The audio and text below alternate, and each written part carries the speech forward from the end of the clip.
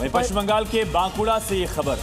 तो सीएम योगी आदित्यनाथ ने बीजेपी के चुनाव प्रचार के दौरान एक विशाल रोड शो किया। बीजेपी के स्टार प्रचारक योगी की रैली में भारी भीड़ उमड़ती दिखी।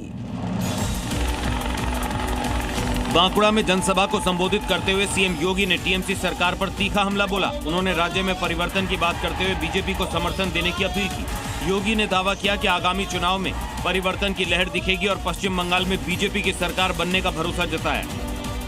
बंगाल की धरती तो काली की धरती रहेगी, मां काली की धरती, मां दुर्गा की धरती रहेगी, वंदे मातरम की धरती रहेगी और हर हर महादेव का गूंज इस धरा से लगातार चलना चाहिए। सीएम योगी के बयान के दौरान समर्थकों में जबरदस्त उत्साह देखा गया।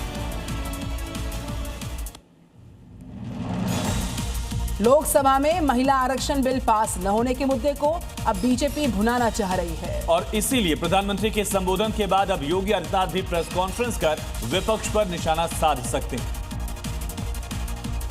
यूपी बीजेपी लोकसभा में महिला आरक्षण के मामले को लटकाने वाले विपक्ष को घेरने की तैयारी कर चुकी है,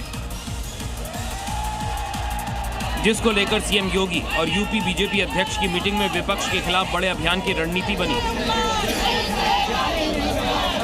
बीजेपी बूथ लेवल तक प्रेस कॉन्फ्रेंस और कार्यक्रमों की तैयारी कर रही है, जिसकी पहली शुरुआत आज सीएम योगी प्रेस कॉन्फ्रेंस करके करेंगे, जिसमें प्रदेश अध्यक्ष समेत बीजेपी के कई दिग्गज नेता शामिल हो सकते हैं।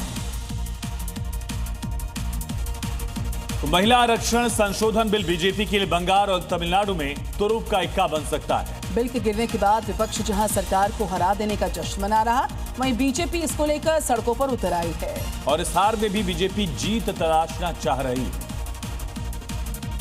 यहाँ तक कि कैबिनेट की बैठक में पीएम मोदी इसे लेकर बेहद गुस्से में नजर आए और विपक्ष खासकर कांग्रेस को अंजाम भुगतने की हिदायत भी दी। अब जहाँ सत्ता पक्ष इसे विपक्ष का महिला विरोध बताकर उसे घेर रहा है, तो वहीं कांग्रेस इसे सरकार की साजिश बताने में जुटी है। जाहिर है बीजेपी इस हार के जरिए बंगाल तमिलनाडु में जीत तलाशेगी, बाकी बीजेपी की बाजीगरी तो महिलाएं ही तय करेंगी। महिला आरक्षण बिल के संसद में गिरने के बाद पक्ष और विपक्ष के बीच में सियासी घमासान छिड़ चुका है। दरअसल इसी के साथ ही जैसा चुनावी एजेंडा है वो भी दिख रहा है। इसे लेकर पश्चिम बंगाल से लेकर तमिलनाडु तक राजनीतिक पार्टियां एक दूसरे पर निशाना साध रही हैं। बीजेपी इसे लेकर कांग्रेस के साथ साथ टीएमसी और डीएमके को घेरने में जुटी हुई है।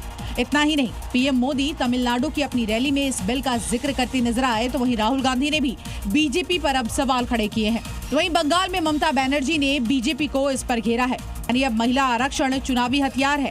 देखते हैं महिला वोटर्स का इस पर आखिर क्या रुख रहता है।